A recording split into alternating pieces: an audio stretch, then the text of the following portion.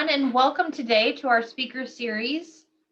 We are so glad that you are taking this time, this lunch period, to join us. My name is Sylvia Scobie, and I am a manager here in Global Learning, who was one of the sponsors of this program. We are pleased to welcome today Dr. Thimgan, who teaches on our campus and is an associate professor of biological sciences at Missouri S&T. He studied biochemical roots of sleep and sleep deprivation in the fruit fly and the impact of sleep on human performance. So we're very excited to hear what he has to share with us today and to listen and learn from him. Dr. Thimgan has a BS in microbiology from UCLA and a doctorate in cell and molecular physiology from the UMC Chapel Hill. He's followed by postdoctoral research in sleep at WashU in St. Louis. So very excited again. He will be talking to us on sleep. And we typically learn a great deal about good health, but the critical role of quality sleep has often been neglected. So we're excited to learn, and I will go ahead and turn it over to him. Dr. Thimgan? Thank you very much. I appreciate the introduction. And so today, I'm excited that people are here and interested in taking their time to learn about this because along with diet and exercise, this is a major aspect of health. And so I will share this screen at this point. Okay, so so thank you for attending. I appreciate it. I'm gonna take this time to explain a little bit about, there's so much in sleep to talk about, I have to say. So I'm gonna pick some things that I think are relevant both to this audience as well as to the university environment itself. And so if you are here to learn about what exactly sleep does, I have some bad news for you. I'm not going to be able to tell you this is what sleep does. I can tell you a lot about, and it's very informative to know how these things take place and how the impact and how you can manage that so that you can get the best out of your sleep. So, and it's really required for optimal performance. I want to sort of acknowledge at this point one of my co-authors on human fatigue sleep management and sort of understanding how to manage fatigue, and that would be Dr. Susan Murray. And she and I sort of undertook this to try to explain this to people as well. And as Sylvia mentioned, we do this both in the fruit fly and in humans. And so we take sort of this sort of multi-organism approach. So when we talk about wakefulness and sleep, all right, so what happens during the day? During the day, we spend our time foraging, learning, exercising, courting, defending yourself. And as we do that, there's something that builds up. We use these neurons, we use all of the cells of our body to accomplish these tasks. And so something builds up in the organism. Now, we don't know exactly what that is. There are some hypotheses at this point, but nothing really satisfies all of those criteria at this point. But we know it happens, and that during sleep, that goes back down. And we feel at the end of the sleep, at the beginning of the day, if things have gone right, we feel invigorated. We feel like we've been restored. And that's the basic message, at least from my point of view, is that sleep restores something. We don't know what that is, but there is this restorative aspect that goes along with sleep. You rebalance energy, memories are transferred to long-term memory. So it has all kinds of effects on us that we can quantify, that we can measure, but we still don't know what the core of sleep is. So if that's your goal of knowing, of being in this talk, I got bad news for you. But I will tell you a lot of other stuff that is likely to be relevant to you. So if you don't get enough sleep, what happens? You have cognitive impairments, and these include impaired learning and memory, decision-making, and situational assessment. So in the work environment, in the college environment, the university environment, right, these things matter. Industrial accidents occur at bad times of night. So it can affect, even if it's not you, it can affect other people around you. Athletic performance, mental well-being, which we all are caring about at this point. Divorce and marital relationships and emotional stability. So it has this sort of risk assessment, all of these things that we as humans do, it impairs nearly all of them. In addition, there are medical problems. Heart attacks and strokes are increased with inadequate sleep. Increased BMI, whether you're trying to lose weight or not, in fact, is impacted by whether or not you are in a sleep-deprived state or not. Increased rate of diabetes, reduced immune function, and reduced vaccine effectiveness, which is also sort of timely. Lower titers and of antibody titers have been found in people that are sleep deprived. So think about that as you sort of approach potential vaccination for COVID. And something that is coming up now, this Alzheimer's disease, is linked to Alzheimer's disease. And this is a pretty big one. I won't have time to go into it, but gosh, that's a fascinating story that's coming out. And the sleep deprivation is linked to Alzheimer's disease. So what I want to do today is sort of pick some of my things that I think are important or relevant to this particular audience. And I need to start with what are some of the basics of sleep. All right, so when we talk about sleep and wake, there are ways that we can recognize it, but mostly what we do is we measure brain waves. And so you put an electrode here and here, sort of all over the brain, and you measure what's going on in the brain. And this is the output that we get, which is this sort of jittery line. And what this jittery line is that's all of your neurons sort of responding to what's going on. You're listening to this. There's probably distractions around you. It's processing all that information. Are there changes in smells? And what that does is all these neurons are acting independently to process this, and what they're doing is interfering with one another, so you get this sort of jittery line. And that's what awake looks like. As we go through these stages of sleep, and in particular these non-REM stages of sleep, so this looks very similar to this. This is just a little bit higher. And as we go through these deeper stages of sleep, we get more and more of what we call these slow waves, or these oscillations that take more time to go from peak to trough. And what that is that's the neurons turning in on themselves. They're doing something. They're listening more to each other than they are to the outside. And so this is slow wave sleep. This is what people consider restorative sleep. And they're turned in on each other. So the more of this we think is the better. In addition, if you're woken up, if you're awoken during this slow wave sleep, you get something called sleep inertia. And this is sort of borrowed from physics, like inertia, things like to keep doing what they're already doing. It's harder if you're in slow wave sleep to wake up to sort of figure out what's going on, right? You just sort of get that hazy feeling, the cobwebs. And so the sleep inertia, you get groggy. So if you're woken out of this, it can have impacts on your cognitive ability. And then lastly is sort of the darling of sleep recording, which is REM sleep. Rapid eye movement is what it stands for. And literally you see the eyes moving around as it's going through. In addition, this is called paradoxical sleep. Why? Because the brain looks very much like it's awake, but in fact, behaviorally, you're asleep. You're not moving. You're not tuned into what's going on around you. And what that is again, those neurons are doing independent things, but now they're doing it in that dream state. So of course, this is the darling of the sleep states, because that's where people dream, or at least they have those fantastical dreams, is in REM sleep. So these are the basic stages of sleep, but they don't happen randomly. You have very much a cycle that you go through. So sleep is not just a state of restfulness. It's activity, but it's not noticeable activity. So we're burning energy. We're doing processes, and it's a productive state. It's just not something that you're foraging for food or doing something like that. So sleep is important in that way, but we go through these particular stages. So you sort of enter sleep, healthy people enter sleep through stage 1, go down to stage 4, and progress back through REM here. And that's about one cycle of sleep in a healthy young adult. And you go through a couple of these, and they're very measurable, very predictable, and then it breaks down towards the end of the night. But we go through these stages about 5 cycles throughout the night. So I also want to point out that you get some of this restorative aspect, this sort of stage 3, 4 sleep early in the night, not so much at the end of the night. There seems to be more REM towards the end of the night. Pardon me, more REM towards the end of the night. And so this is sort of stereotypical.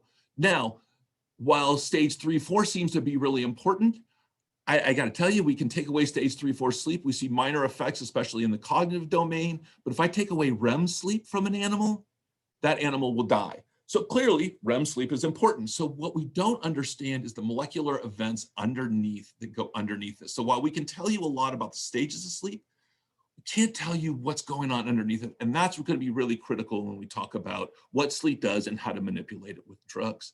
Now, you don't stay like this forever, unfortunately, and you end up, this is sleep in an elderly person. Not everybody looks this bad, but very little slow wave sleep. A lot of awakenings throughout the night. It becomes very fragmented. And then understanding that relationship about what these changes mean and what they mean for our health. Actually, we're sort of doing some experiments in that realm, but just note that it does change. It's not the same over your entire lifetime. So you can expect that things will most likely change. Now, these are a lot of facts about sleep, some of which I'm hoping that you already knew, but this isn't the only thing. And in fact, a lot of this isn't usable. You can't really manipulate any of this. What you can use is you can use that sleep is governed by two processes. Okay, so what that means is there's one process called process S. This is your sleep debt, and it's increasing. So during your wakeful time, whatever this is increasing, and then it goes down at night. And so we already sort of showed that earlier, right?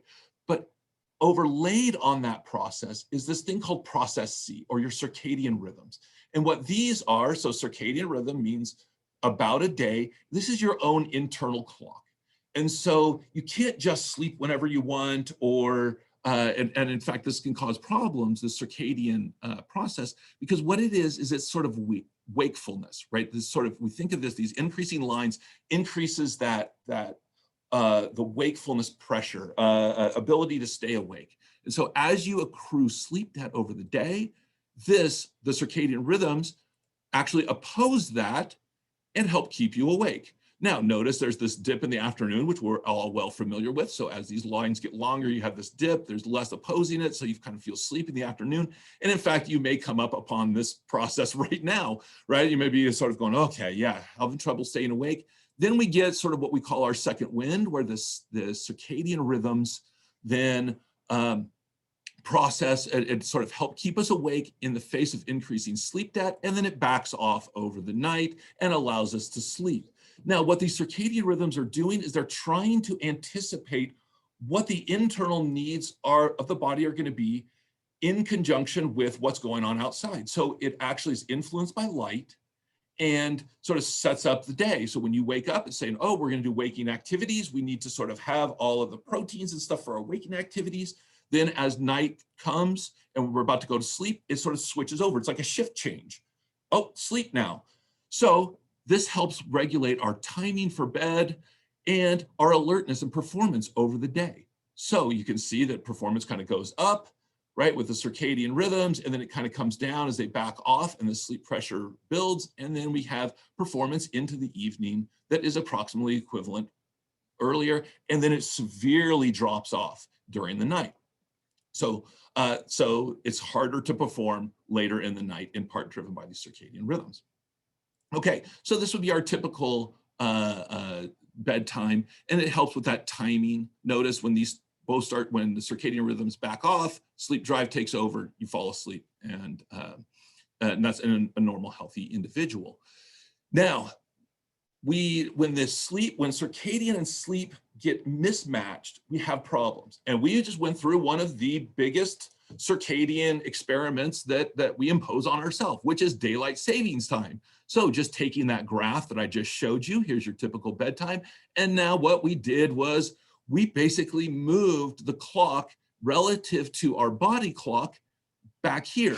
So now people are going to try to go to sleep at this time, and it's going to be hard to go to sleep. Why? That circadian rhythm is taking you, is keeping you awake.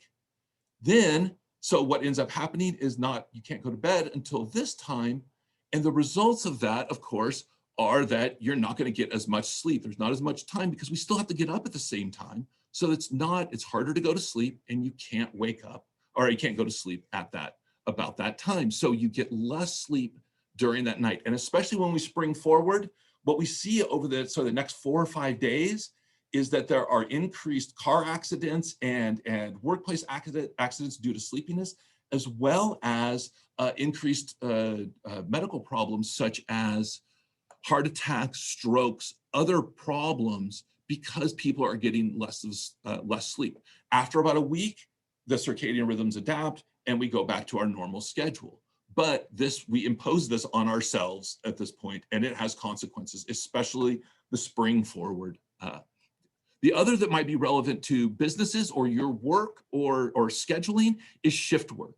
Now, I'm going to keep the circadian schedule the same. You can adapt your circadian schedule, such as for jet lag, things like that, but it's really hard for shift workers because most of our day is carried out. We have all kinds of family cues, social cues, our like errands we need to run are during the day, right? During that 9 to 5 day. So it's the kids come home, you want to see them in the morning, things like that. So it's really hard to adapt this. You have to really work hard in order to adapt your circadian rhythms. So it often stays just basically on that normal sort of light to light schedule. So we'll put, for a shift worker, we'll put their bedtime about here at 6 a.m. just for sort of the ease. We'll move this all forward, right? All of the sleep, so they fall asleep, right? During the day, get up. Now, notice what happens on this back end when they're ending their shift. Sleep debt is building up. The wakefulness that's pushing up against that is not, the circadian rhythm is not really driving to keep us awake. So this area becomes a real problem. And this is where you see a lot of industrial accidents or other accidents at night because you have this situation of sleep debt building and increased sleepiness compared to that wakefulness output. Now, if we even look after day at the bedtime, look at what's happening on this side. Somebody's trying to go to sleep and we say, oh, okay, they'll just go to sleep. But as that sleep debt goes down, that sleepiness is driving, is not as strong. And during the day, we have wakefulness output that's conflicting. So it's harder to stay asleep. The light outside is driving us to stay awake. So this sleep becomes less in duration and more fragmented. So worse sleep and an increasing sleep debt that's not counteracted by circadian rhythms, and shift workers end up with this mismatch. It has health consequences, it has industrial consequences as well. So this can be a real problem. And what I want you to sort of take away from this is thinking about both of these processes can help, right? Students, it's hard to learn during this particular time of the night. So cramming isn't going to be very good. In addition, I told you that sleep helps facilitate memories and understanding, that situational awareness. This is a really hard time to take all of that in. But it's not just duration that matters. Okay, so if we sort of hypothesize or sort of represent sleep as just a line of this is adequate sleep, this would be sort of the typical night's sleep. Just talked about short sleep duration, and people sort of know, all right, if you get less sleep, that can be bad. But in addition to that, fragmentation is bad. So remember I told you about those sleep cycles, right? They sort of go around. If we envision it as a circle, right? You need to go all the way through the circle to complete whatever cycle, whatever molecularly is going along. Well, if you get halfway through that, wake up, you start back at the beginning. Go halfway through that, start back at the beginning, start back at the beginning. You're never getting this other side. You're never completing that cycle. And that we know has consequences. In addition, an irregular sleep schedule. As we go along, moving this sleep, the starting of sleep and the ending of sleep throughout that day, even though if you're getting the same amount of sleep or potentially more, can have an impact. And all of these ways of sleeping show some sort of deficit, either in cognitive performance or medical conditions or both. So it's more than just the duration. We have to sort of get away just from time to other aspects. And if you're wondering, well, how do I know if I'm getting enough sleep? I always ask 3 questions to my students. I say, are you sleepy during the day? If you are, you're probably not getting enough sleep. Do you wake up without an alarm? If you do, then you probably are just fine. If you need an alarm to wake up, then that can be a problem. Lastly is, do you sleep in when you have an opportunity? Again, suggesting that you're not, you can join the millions of us that aren't getting enough sleep throughout their workday.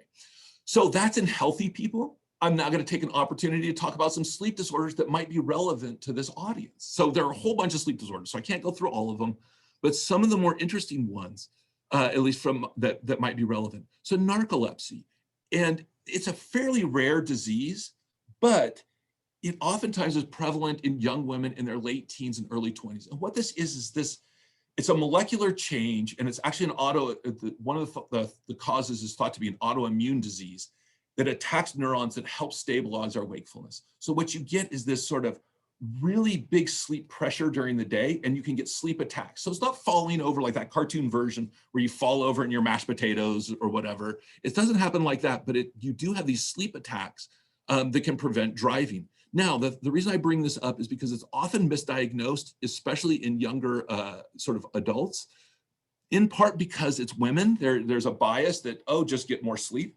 That doesn't work in this case because there's a biological underpinning. The other aspect, so it goes misdiagnosed for years, and people can suffer from this for years.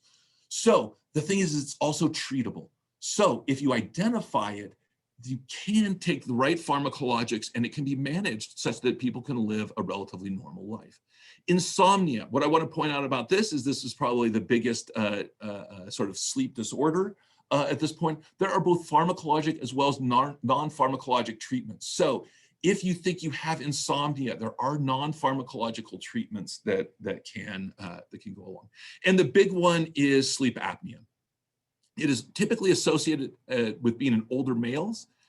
Now, yes, traditionally it's in older males, identified like sort of as you age, but it can happen in children. It can happen in females. It can basically happen anywhere. It's associated with increased BMI, loud snoring, your throat morphology. And what it is it's pauses in breathing. What ends up happening in the most common case called obstructive sleep apnea is the back of the throat actually collapses, cuts off that airway. And what that does is that then you have these long periods of without breathing. I've heard of up to 2.5 minutes. And that can result in increased heart attacks, increased diabetes, increased BMI, decreased brain function, and in fact, sort of the amount of brain that you actually have.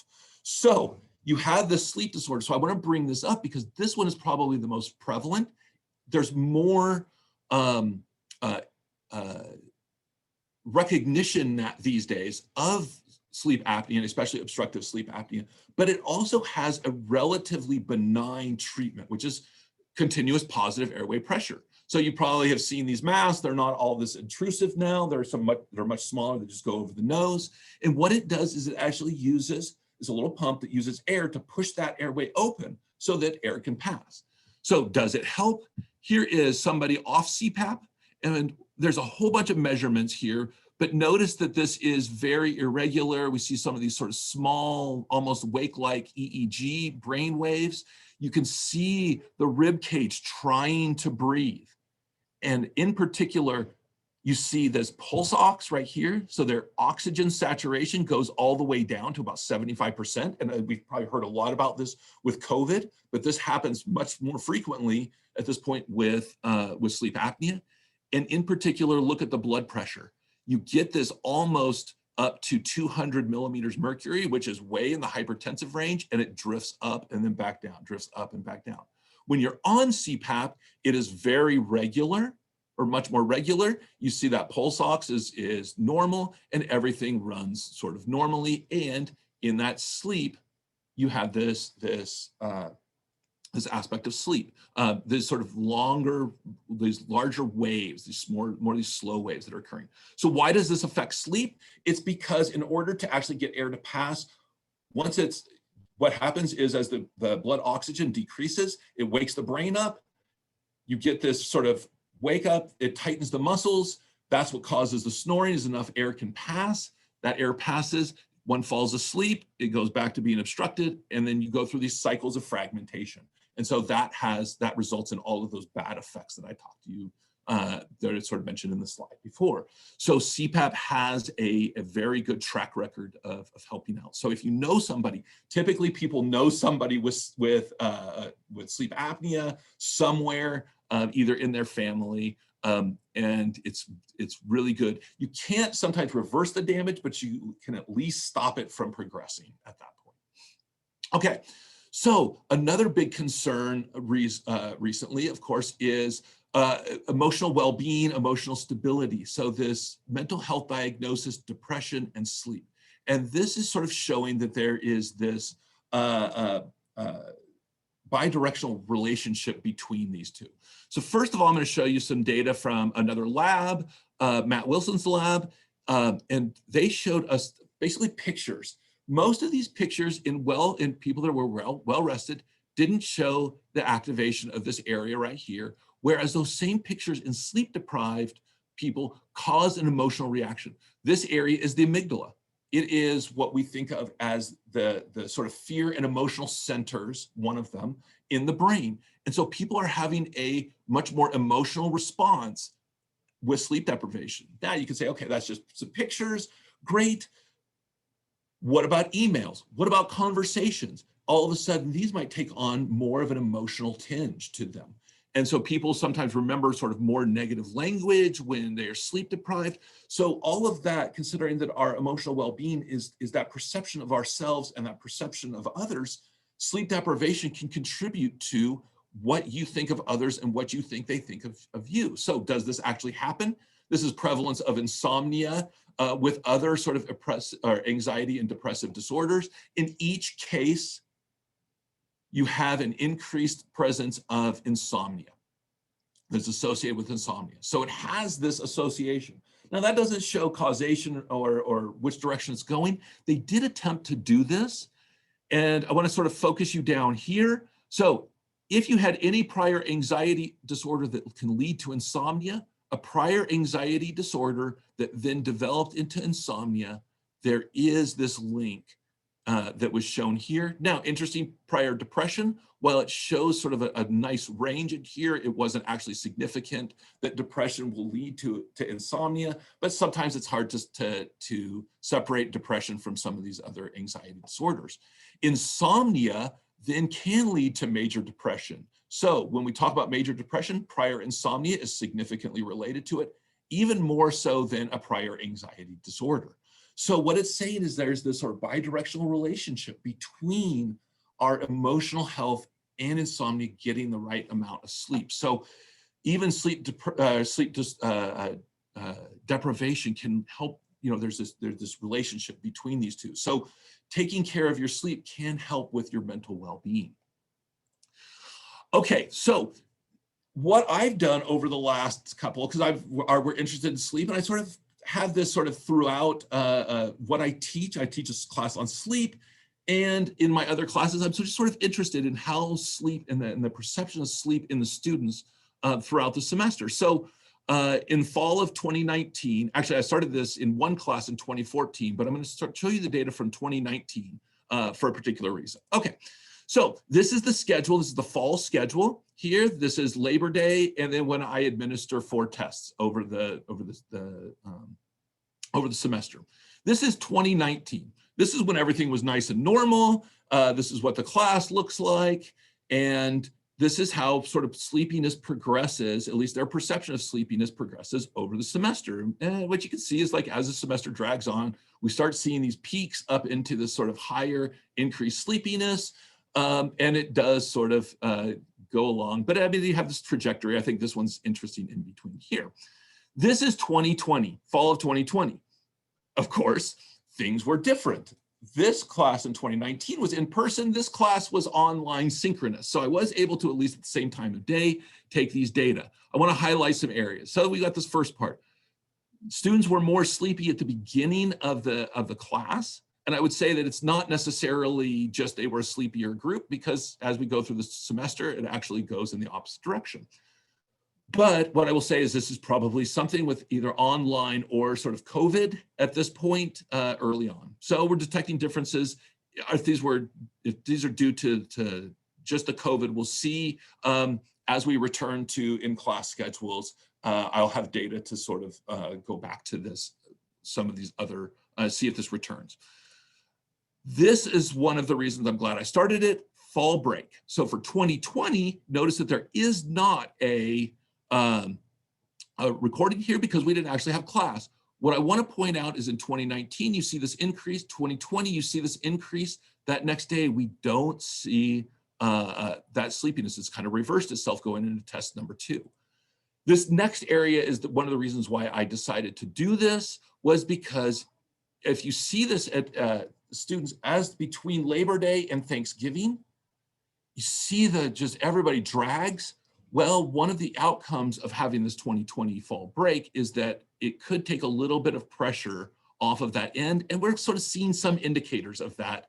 But again, we'll have to see if this holds in future semesters. I also want to point out Thanksgiving doesn't always fall on the same week of the semester. So in 2019, this was Thanksgiving. Notice that people are very, very sleepy. In 2020, this would be Thanksgiving coming back. They seem to be much more well rested, although it all sort of goes back to normal by the time that you get to the sort of that last week. And of course, that's the pressure sort of going on.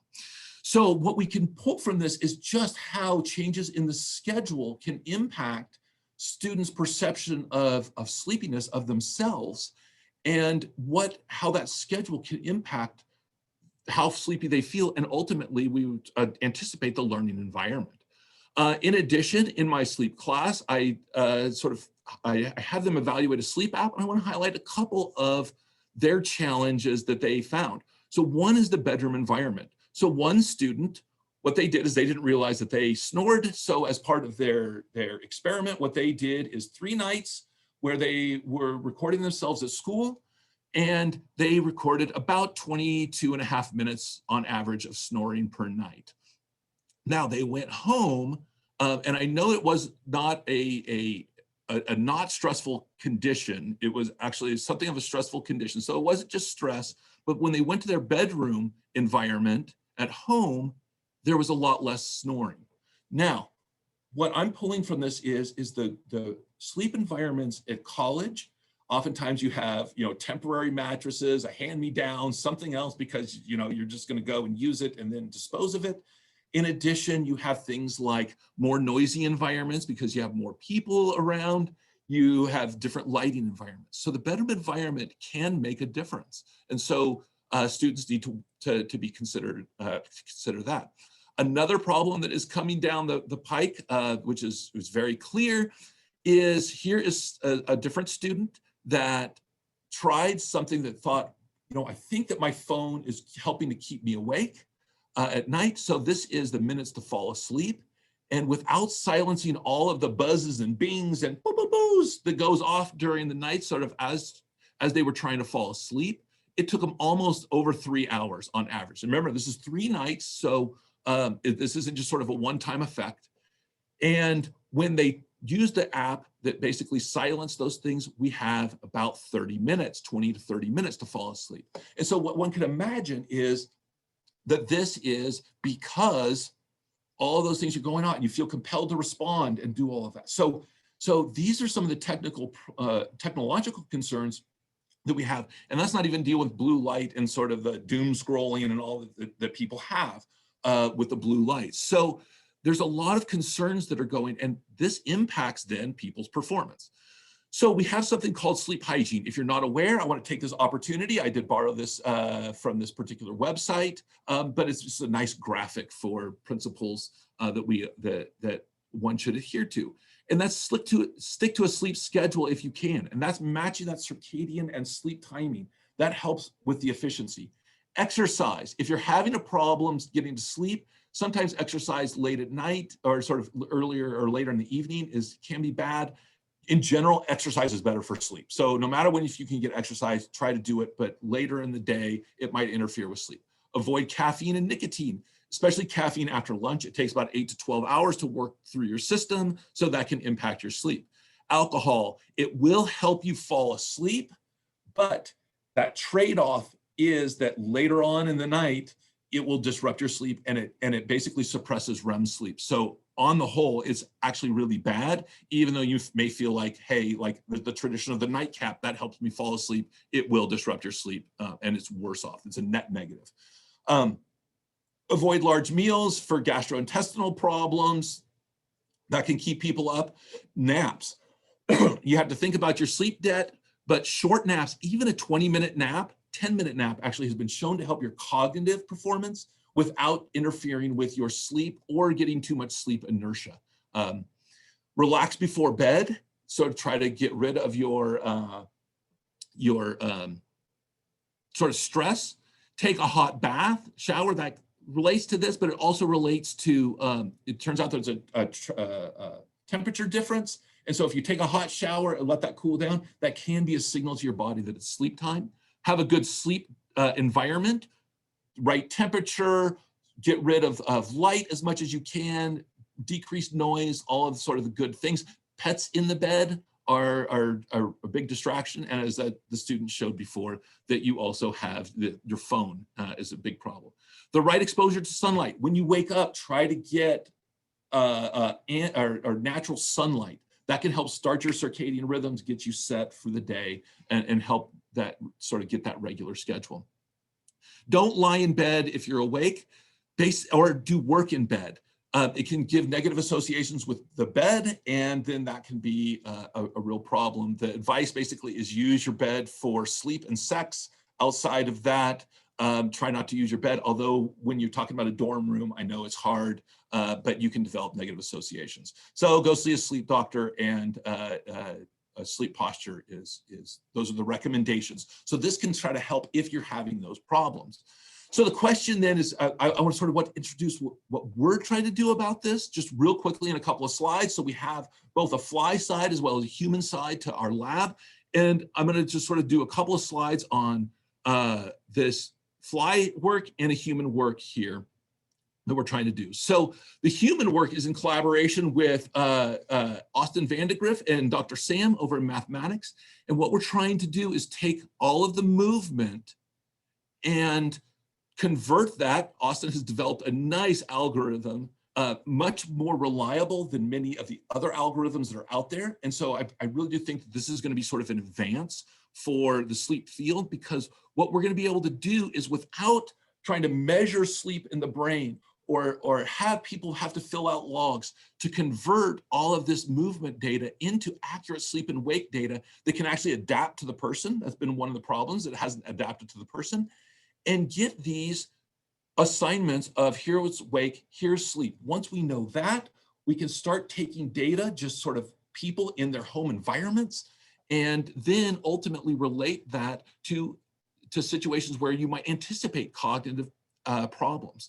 And so we have a study where we've measured cognitive aspects, we've measured their movement, and then we can relate that to cognitive performance over an entire semester. And so we're going to take Austin's algorithm that is really, really wonderful and advised by Sam, and convert that into something that's meaningful for cognitive performance. And lastly, with our FLY project, we can get much more molecular. This is with, again, Dr. Sam, Dr. Albright over in Math and Statistics, and my graduate student, Lauren Francis right now. And what we do is we take flies, and they all look the same, but turns out they sleep differently. And these patterns of sleep and wakefulness, just like in humans, these patterns can be meaningful in flies. So if everything I told you, that sleep matters to your health, cognitive performance, we should be able to say, this is good sleep, this is bad sleep. And so what we're doing is we're modeling their sleep, and we're using, because basically we can't ask them how they feel, we can only use long and short life span as that outcome. We can now take this information, divide them into long and short lived, and then from there we can take different kinds of measurements, and in particular the chemicals that are different between these two groups, and understand what's the difference between these two groups based solely on sleep. So what we're hoping to find is, what is that thing, what is that target, what is that pathway that is going to relate, that makes these good sleepers and long-lived, and then apply and do something to sort of convert these into these.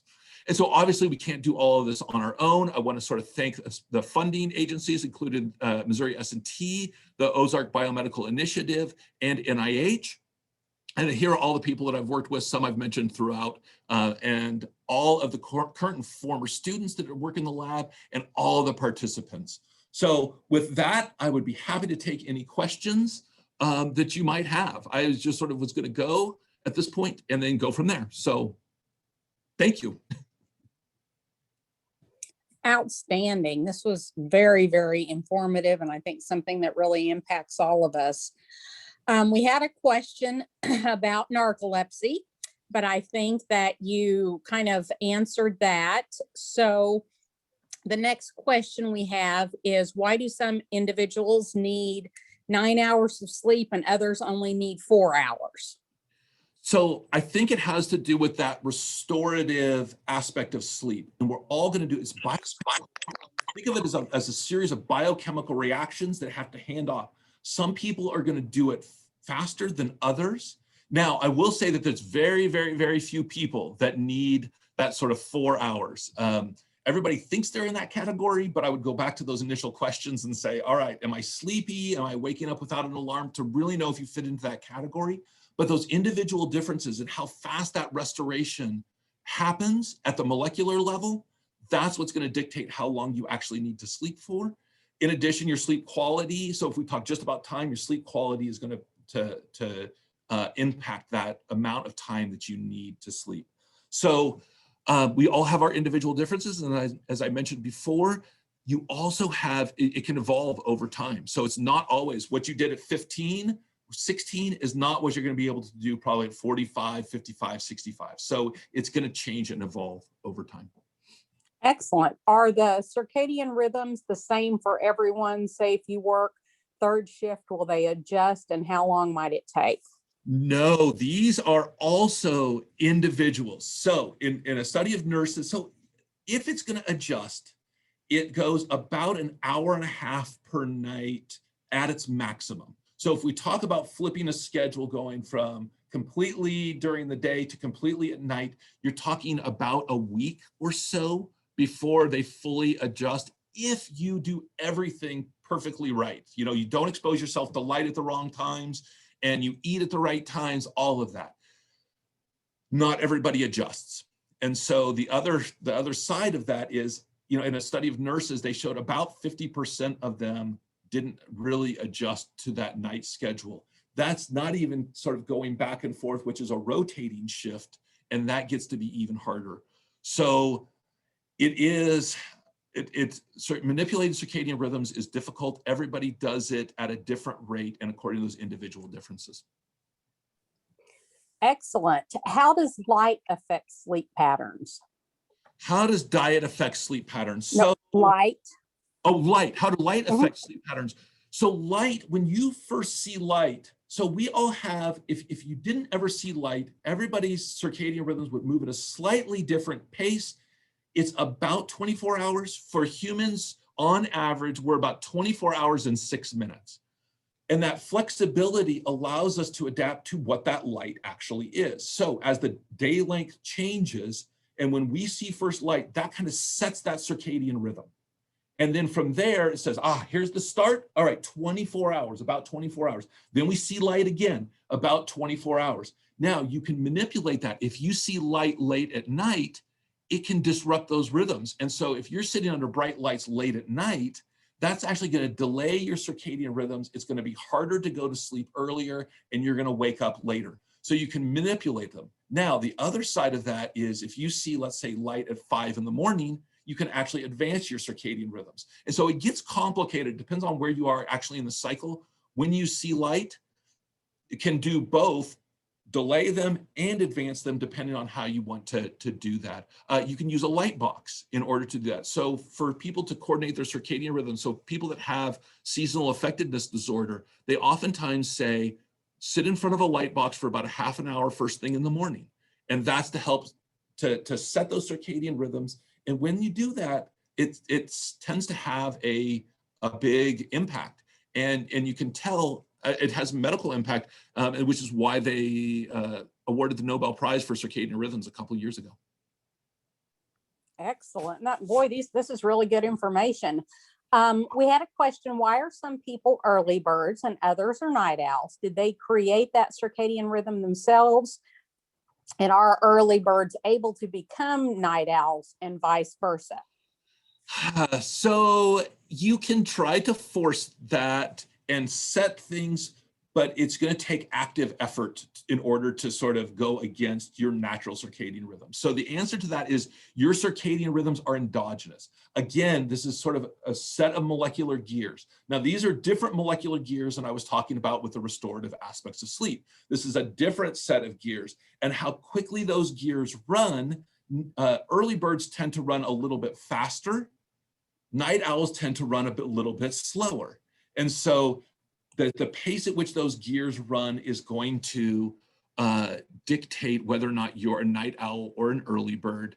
And so it's hard to go against them. You can, but it takes a lot of effort. Okay, have you ever studied the effects of the lack and fragmented sleep that mothers get when they have a baby? We do, in the sense that there are studies of sleep restriction. So this is where you get sort of 4 hours a night. We don't specifically study it with babies necessarily. I mean, some people do, but we do try to replicate the conditions with other people. And so we get this sleep restriction where you're getting 4 or 5 hours a night, or getting it sort of spread out throughout night, or what we call split sleep, where you sleep some, get up for a while, sleep some. And in each of those cases, everything just says it's hard as a new parent to do that. You have to tend to a baby that doesn't yet have their circadian rhythms, and they get hungry and they have needs throughout the night. Okay, I think all new parents can associate with that. But have there been equivalent studies on workers who face a different duration, a day and night cycle, such as pilots flying across time zones and astronauts? So have there been studies? Oh, absolutely. And both of those groups, in fact, the missions to Mars, it turns out that the solar exposure, right, that light exposure, our circadian rhythms are based on being on Earth in that 24-hour day. Mars is a little bit different. And so going to Mars and being on Mars, that's one of the things that they're going to look for, is who can handle that circadian disruption.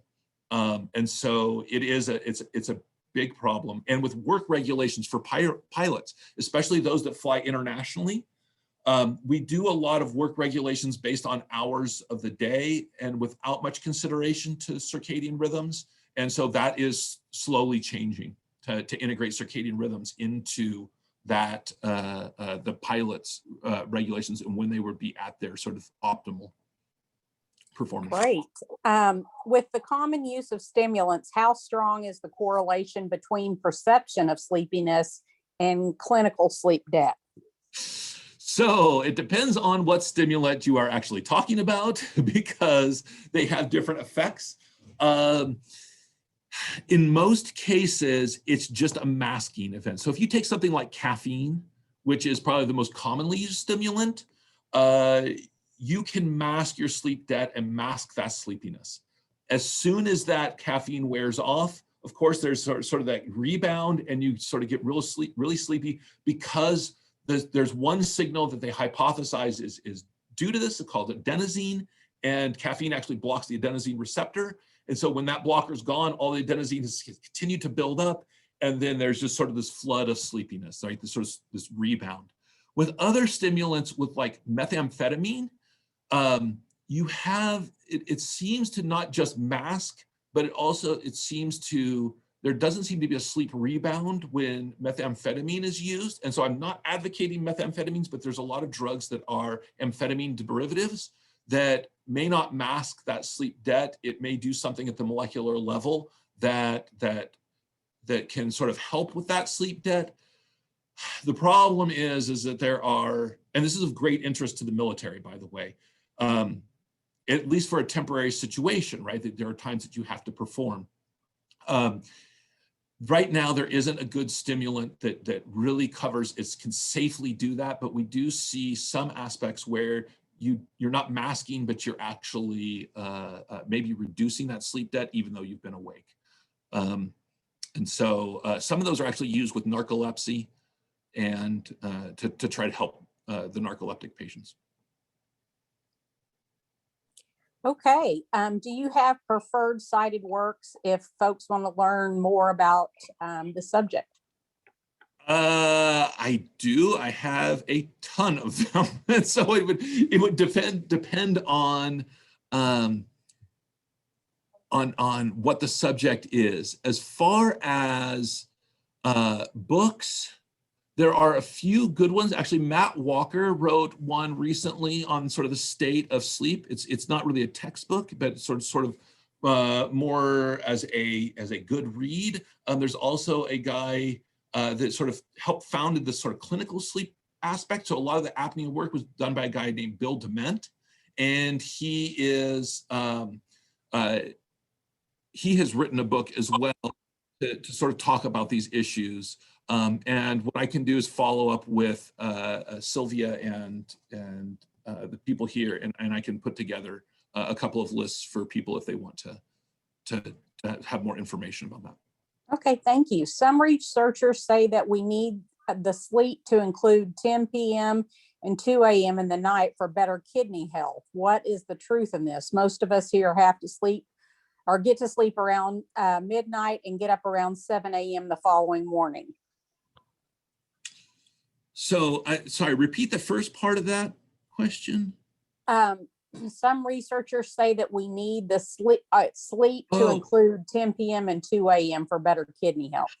So what I would say is you're going to have to listen to your own circadian rhythms. There is not a chance that I can go to bed at 10 o'clock. It's not in my circadian rhythms. I'm a delayed person. I'm sort of more on the night owl side. So it's not that time of day, but delaying sleep past the time that you feel tired and would typically go to sleep. So if you normally go to sleep at midnight to 7 a.m., you keep that schedule. That would be probably the best recommendation for that. But what you don't want to do is necessarily put that off till 2 or 3 in the morning and then try to get your 8 hours, because then you're going to conflict with circadian rhythms. And some of that sleep cycling that I talked about at the beginning of that sort of second slide, that was the circadian rhythms impact that. So you don't get the same sleep over the entire day. Circadian rhythms can change that sleep, which means that you might be missing some parts of sleep that are beneficial for other organs, those peripheral organs. Okay, how does diet impact sleep patterns? Oh, so there's a couple of ways. There's something we didn't really deal much with melatonin in this, which is a derivative of tryptophan. And you've heard of tryptophan from, sort of a turkey, right? It's sort of, there's this lore that Thanksgiving meal, you eat turkey and like that helps you fall asleep. It mostly helps you fall asleep because you just gorge yourself. And that puts us more into a sort of rest and digest state. But it is the precursor to melatonin and some serotonin. And so that will help out. So there are some aspects that people believe that might help. Mostly with diet, what I would say is it causes a response in the stomach, so you can get sort of GERD, acid reflux. If you eat too much, too close to sleep, that can definitely impact your sleep. It'll wake you up in the middle of the night and and cause other problems. And so diet can impact it, especially if you have a bad response to some foods or eat them too late, too much too late. It can disrupt the digestive system and that can impact sleep. Okay, since light helps set the circadian rhythm for the day, what are the differences between circadian rhythm / sleep pressure by latitude? Do they still align, or is this a misalignment observed between the two peaks signaling when sleep is to start? So you do get a misalignment when you start having those longer days. And so that can be a really problem. So as you move sort of up and down the, as I say, with latitudes, you do get an impact on sleep in those communities. Now there are ways to deal with that, right? Sort of light canceling or light blocking curtains, things like that. You can create environments that don't disrupt your sleep as much, but it does have an impact. Okay, why are some people really deep sleepers and others light sleepers?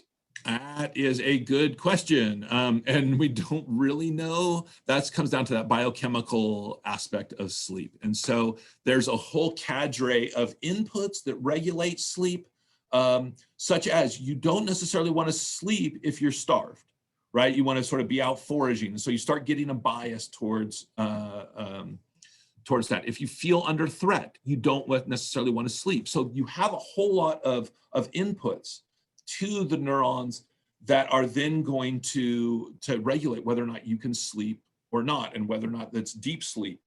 And so all of these neuronal and biochemical influences collaborate basically to say, are you going to be deep sleeping or not?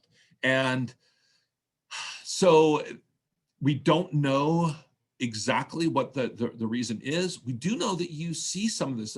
There's a first night effect in both the hospital as well as hotels, right? A strange sleeping environment. You typically don't sleep as well.